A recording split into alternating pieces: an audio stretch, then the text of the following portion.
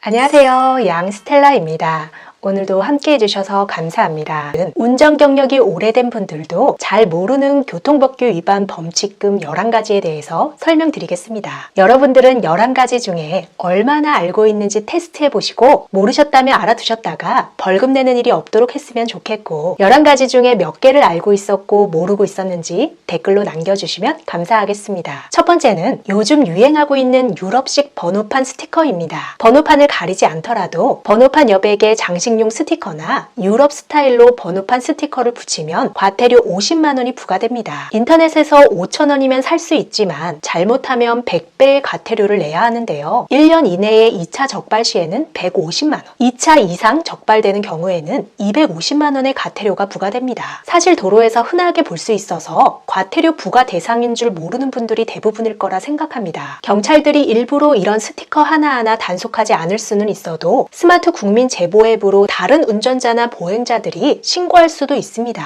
단속 여부를 떠나서 법적으로 금지된 일은 안 해야겠죠. 참고로 통상적으로 알려진 내용으로 일부러 번호판 전체를 가리거나 단속 카메라에 안 찍히게 교묘하게 가릴 경우에는 1년 이하 징역이나 1,000만 원 이하 벌금, 즉 형사처벌을 받게 됩니다. 두 번째는 여성 전용, 경차 전용 주차장에 주차 시 부과되는 범칙금입니다. 대형 쇼핑몰이나 대형마트 주차장에서 출입구하고 가까운 위치에 여성 전용 주차 공간이 있죠. 이곳에 남성이 주차하면 어떻게 될까요? 여성 전용 주차장에 남성이 주차를 해도 법적으로는 문제가 없습니다. 권고사항일 뿐이고 강제성이 없는 거라서 매너라고 생각하시면 되는데요. 경차 전용 주차구역도 마찬가지입니다. 경차 전용 주차구역은 경차 보급을 활성화할 목적으로 만들어진 것이고 일반적인 주차 공간보다 사이즈가 작습니다. 경차 전용 주차장도 여성 우선 주차 공간과 마찬가지로 법적인 규제가 있는 것은 아니어서 처벌할 수는 없지만 마찬가지로 이곳에 큰 차가 주차되어 있으면 얌체 운전자가 되겠죠. 참고로 전기차 충전구역 주차 시에는 과태료 10만 원, 장애인 주차구역은 최대 50만 원의 과태료가 부과됩니다. 특히 전기차도 급속 충전 시설을 이용하면서 충전을 시작한 후부터 2시간이 지나도록 차량을 이동하지 않고 계속 주차를 하면 10만 원의 과태료를 내야 하고 완속 충전 시설에서도 12시간이 넘게 주차하면 과태료를 내는 법안이 발의된 상태입니다. 다음으로 연속으로 2개 이상의 차선을 변경해 본 경험 있으신가요? 보통 초행길이나 좌회전이나 우회전 해야 하는 시기를 잘 몰랐을 경우 무리해서 한 번에 차선을 변경하거나 고속도로 요금소에 거의 다 와서 갑자기 여러 차선을 한 번에 변경하는 경우가 저도 몇 번 있었는데요. 연속차로 변경도 범칙금이 부과됩니다. 적발되면 범칙금 3만 원의 벌점 10점이 부과되는데요. 도로교통법 제38조 제1항에 따라 진로 변경하려는 지점 이전 30m부터 방향 지시기를 작동한 후 그 진로 변경 방향으로 진행하는 다른 차마의 정상 통행을 방해하지 않아야 한다고 되어 있고 도로교통법 제19조 제3항은 모든 차의 운전자는 차의 진로를 변경하려는 경우에 그 변경하려는 방향으로 오고 있는 다른 차의 정상적인 통행에 장애를 줄 우려가 있을 때에는 진로를 변경하여서는 아니 된다라고 규정하고 있습니다. 하지만 텅 빈 넓은 도로에서의 연속차로 변경까지 범칙금을 부과하지는 않는다고 하네요. 다른 차량들의 흐름에 방해되는 경우에 부과하는데 한적한 지방도로가 아닌 이상 대부분 다른 차량들의 흐름에 방해가 될 것 같습니다. 예상치 못한 벌점에 대비해서 얼마 전 소개해드렸던 착한 운전 마일리지 가입하시고 미리 마일리지 모아두셔야겠죠. 다음은 횡단보도 정지선의 기준입니다. 앞바퀴가 기준일까요? 차체가 기준일까요? 제 생각에는 예전에 양심냉장고 프로그램 이후에 정지선 지키는 문화가 잘 정착된 것 같은데요. 하지만 정지선 위반의 단속 기준은 자동차 타이어 기준이 아니라 차량의 가장 앞부분인 범퍼가 정지선을 넘어갔느냐 넘어가지 않느냐를 기준으로 하기 때문에 타이어가 정지선을 밟지 않았더라도 정지선 위반으로 범칙금 6만 원과 벌점 15점이 부과될 수 있습니다. 특히 주의해야 할 부분은 정지선에 잘 정차했다가 우회전하는 차량에게 양보해 주려고 살짝 비켜주면서 정지선을 넘는 경우가 많으니까 주의하셔야겠습니다. 이것도 마찬가지로 경찰 단속도 무섭지만 오히려 경찰들은 특별히 교통 흐름에 방해가 되지 않는 한 단속을 잘 안 하죠. 시민들 신고로 범칙금 내지 않도록 정지선도 잘 지켜야겠습니다. 다섯 번째는 야간에 전조등을 깜빡하고 안 켠 경우입니다. 요즘에는 대부분 주변의 밝기에 따라 자동으로 전조등이 켜지고 꺼지기 때문에 신경을 안 쓸 수도 있고 다른 차량의 전조등이나 가로등 때문에 내가 전조등을 켜지 않은 것을 인지하지 못하는 경우도 있죠. 하지만 실수일지라도 도로교통법 제37조에 따라 위반 시 범칙금 2만 원이 부과됩니다. 전조등 안 켠 건 본인은 잘 모르죠. 범칙금이나 내가 잘 보이고 안 보이고를 떠나서 다른 운전자나 보행자에게 위험할 수 있기 때문에 수시로 확인하는 습관을 들여야겠습니다. 여섯 번째는 경적을 잘못 울릴 경우입니다. 자동차 경적은 꼭 필요한 장치지만 도로교통법 제49조 8항의 달을 보면 반복적이거나 연속적으로 경운기를 울려서 소음을 발생시키면 안 된다고 되어 있는데요. 위반 시 승용차의 경우 범칙금 4만 원이 부과됩니다. 가장 흔한 경우를 예로 들면 앞에서 말씀드렸던 것처럼 직진과 우회전을 같이 할 수 있는 차선에서 직진하려고 하는 앞에 있는 차량을 양보할 의무가 없는데요. 보통 우회전하려는 차량이 조금만 앞으로 가달라고 연속해서 경적을 울릴 경우 뒷차는 경적 때문에 단속을 당할 수 있고 앞차는 정지선 위반으로 단속을 당할 수 있습니다. 참고로 경적 크기도 법으로 정해져 있는데요. 경적 소리를 개조해서 기준보다 소리가 크면 100만 원 이하의 과태료가 부과됩니다. 운전을 하다 보면 경적이 꼭 필요한 경우도 있지만 보행자나 교통흐름과 관계없는 일반 시민들에게는 굉장히 큰 소음 공해가 되니까 안전을 위한 경우에만 올바르게 사용해야겠습니다. 일곱 번째는 접촉사고가 나거나 위험한 상황이 발생해서 도로에 차를 세워놓고 말다툼을 할 경우입니다. 흔하게 볼 수 있는 광경이죠. 직접 경험해 보신 분들도 많겠지만 이런 경우 자연스럽게 교통흐름에 방해가 됩니다. 도로교통법 제49조에 도로에 차를 세워두고 시비나 다툼의 행위로 인해 다른 차량의 통행에 방해가 되면 안 된다고 되어 있고 이를 위반 시에는 승용차 기준 범칙금 4만 원에 벌점 10점이 부과됩니다. 범칙금과 벌점을 떠나서 본인의 안전을 위해서라도 접촉사고가 나면 빠르게 동영상이나 사진으로 증거자료를 남겨놓고 안전하게 도로 밖으로 이동해서 교통흐름에 방해가 되지 않게 해야겠습니다. 여덟 번째는 주차 위반보다 비싼 공회전 과태료입니다. 공회전 제한구역에서 2분 또는 5분 초과 공회전을 하면 주차 위반 4만 원보다 비싼 5만 원의 과태료를 내야 합니다. 공회전 단속 기준은 기온에 따라 허용 시간이 다르고 지자체별로 다를 수 있는데요. 서울시의 경우 0도 이하 및 30도 초과 시에는 공회전이 허용되고 0도에서 5도에서는 5분, 5도에서 25도에서는 2분, 25에서 35도에서는 5분간 허용됩니다. 공회전 제한구역은 주차장이나 학교 주변, 터미널 등 지자체별로 다르게 정해져 있는데요. 공회전은 연료 낭비뿐만 아니라 주행할 때보다 더 치명적인 매연이 나오기 때문에 많은 사람들에게 피해를 줄 수 있으니까 불필요한 공회전은 하지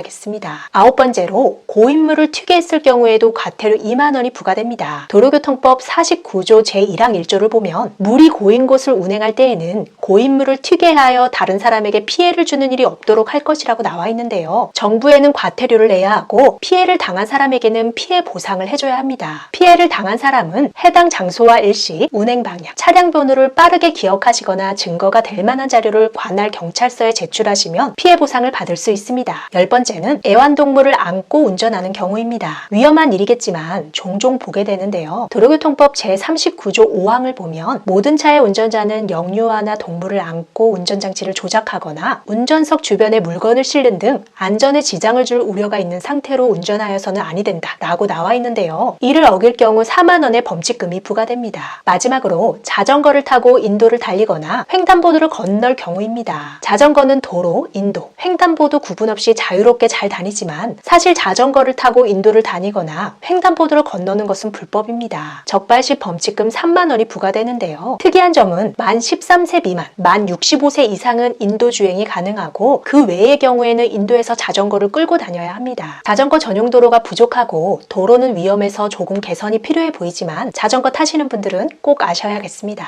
추가로 2018년부터 자전거도 음주 단속 대상이니까 음주 라이딩도 하시면 안 되겠죠? 구독, 좋아요 부탁드립니다.